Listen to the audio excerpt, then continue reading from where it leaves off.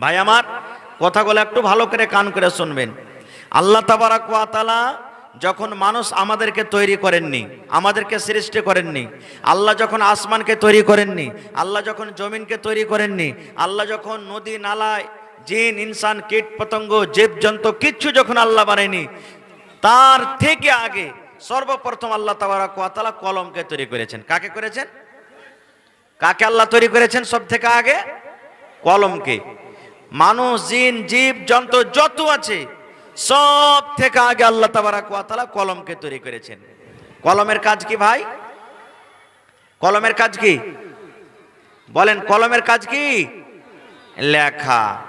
এবার যখন কলম তৈরি হয়ে গেল, আল্লাহ তাবারাক ওয়া তাআলা কলমকে বলছেন, রে কলম, তোমার কাজ হলো লেখা, এ কলম তুমি লেখো। আল্লাহ কলমকে আদেশ করছেন, কলম তুমি লেখো, এ কলম তুমি লেখো। আল্লাহ রাব্বুল আলামিনের আদেশে এবার কলমের মুখ ফুটে গেল। আমরা যেমন কথা বলি, আপনি আমার কথা বুঝেন, আমি আপনার কথা বুঝি, আপনি আমার সামনে কথা বলেন, আমি আপনার সামনে কথা বলি, বাপ বেটার সামনে বলে, স্বামী স্ত্রী কথা বলে, এই মতো বন্ধুরে আল্লাহ রাব্বুল আলামিন কলমকে বলছেন, কলম রে তুমি লেখো। এইবারে কলমের মুখ ফুটে গেল। কলম আল্লাহ রাব্বুল আলামিনকে বলেন, আল্লাহ কি লিখবো? আল্লাহ তুমি আদেশ করে দাও, আমি কলম রেডি আছি, লেখার জন্য আমি তৈয়ার আছি, আল্লাহ তুমি আদেশ করো কি লিখবো। এইবারে আল্লাহ রাব্বুল আলামিন কলমকে বললেন, এ কলম, তোমার কাজ হলো লেখা, তোমার কাজ হলো লেখা। কলম রে, কিয়ামত পর্যন্ত যা কিছু হবে রে কলম, কিয়ামত পর্যন্ত আমি আল্লাহ যা কিছু করব। কলম কিয়ামত পর্যন্ত যত লোক আসবে, যত লোকের নাম আলাদা আলাদা হবে, কে কোন রূপের হবে, দুনিয়াতে কত জীবজন্তু হবে, কিয়ামত কখন হবে, আল্লাহ রাব্বুল আলামিন কলমকে বলছেন, কলম রে, আমি আল্লাহ দুনিয়াতে কতদিন মানুষকে হায়াত দিয়েছি, দুনিয়াতে কতদিন মানুষকে জীবন দান করেছি, কে 50 বছর পাবে, কে 100 বছর পাবে, কে চুরি করে খাবে, কে ডাকাতি করে খাবে, কে নেককার হবে, কে বদকার হবে। আল্লাহ রাব্বুল আলামিন কলমকে বললেন, কলম রে, কিয়ামত পর্যন্ত যা কিছু হবে কলম তুমি সব কিছু লিখে দাও। এ মুসলমান, আল্লাহ রাব্বুল আলামিনের আদেশে এবারে কলম খস খস খস খস খস খস খস খস করতে লিখতে শুরু করে দিল।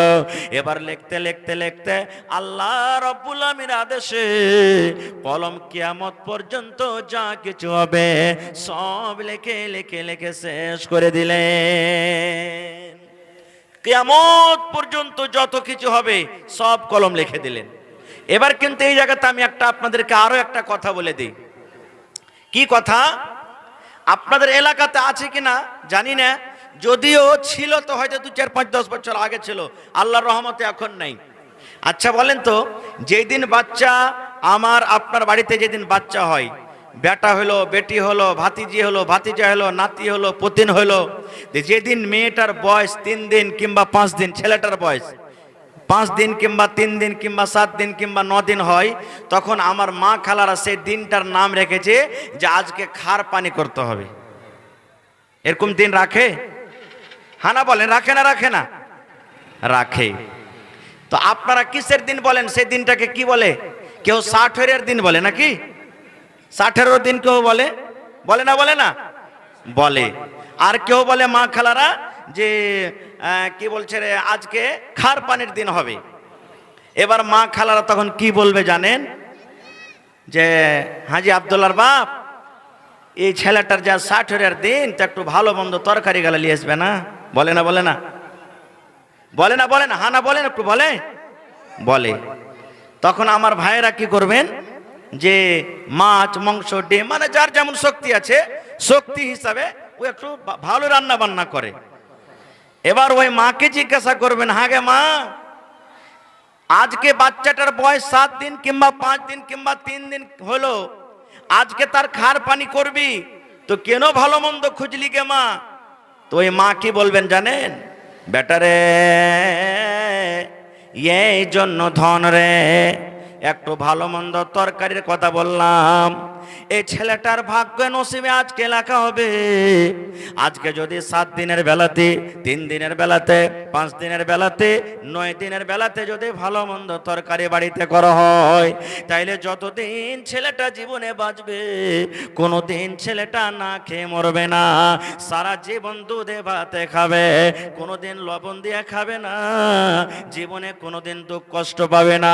সারা জীবন ছেলেটা ভালো ভালো খেয়ে খেয়ে দিন কাটবে। এরকম আকীদা রাখে না, রাখে না?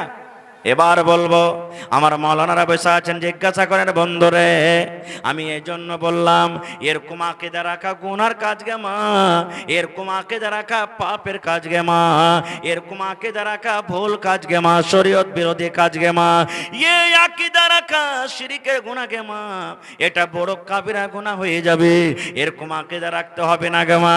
আপনার ছেলের যখন বয়স 3 দিনকার হয়ে গেল, দুনিয়াতে আসা 7 দিন হয়ে গেল, 5 দিন হয়ে গেল, তখন আপনার ছেলের নসিবে লেখা হবে, এরকম কোনো কথা নয়।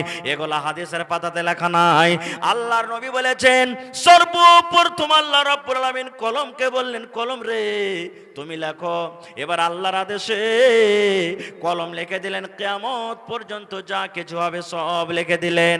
এবার জেনে রাখেন, আমি যখন মায়ের পেটে এসেছি, আপনি যখন মায়ের পেটে এসেছেন, আপনার ছেলে যখন মায়ের পেটে এসেছিল, ওই সময়কার ঘটনা বন্ধুরে শুনেন, কিভাবে আমরা মায়ের পেটে থেকেছি, কিভাবে মায়ের পেটে এসেছি। আল্লাহর নবী বলেছেন, উম্মত রে, যখন তোমার মা বাবার মিলন হয়, কিংবা স্বামী স্ত্রীর যখন মিলন হয়, একটা নারী একটা পুরুষের যখন মিলন হয়, আল্লাহ রাব্বুল আলামিনের যেদিন আদেশ হলো, ওই মহিলার পেটে বাচ্চা ধরবে, ওই মায়ের পেটে বাচ্চা ধরবে, ওই বোনের পেটে বাচ্চা ধরবে। দুজনের মিলনের পর এবারে কিন্তু ওই মা ওই বোনের পেটে বাচ্চা ধরলো।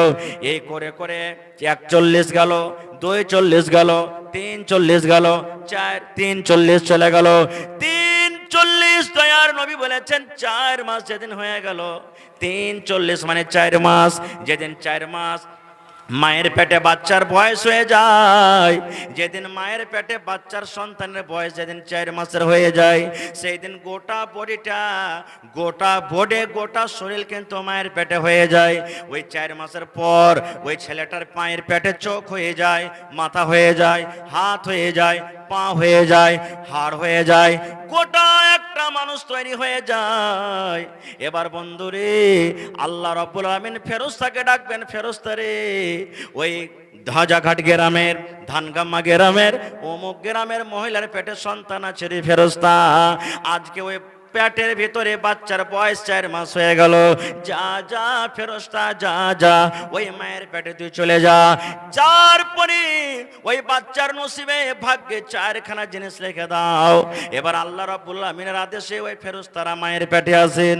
আসার পর এ মুসলমান, আল্লাহ রাব্বুল আলামিনের আদেশে সর্বপ্রথম যেদিন মায়ের পেটে বাচ্চার বয়স 4 মাস হয়ে যায়, সেই দিন আল্লাহ রাব্বুল আলামিন ওই বাচ্চার ভিতরে রূহ দিয়ে দেন। ওই বাচ্চাটা মায়ের পেটে 4 মাস যেদিন হয়ে যাবে, হেলতে ডুলতে শুরু হয়ে যায়, লড়াচড়া শুরু হয়ে যায়, তখন মা খালারা জানতে পারে আমার পেটে বাচ্চা হিলা ডলা শুরু হয়েছে, আমার পেটে বাচ্চা এসেছে রে, আর বাচ্চাটা এখন হিলতে ডুলতে শুরু করেছে, আমার বাচ্চার ভিতরে রূহ চলে এসেছে।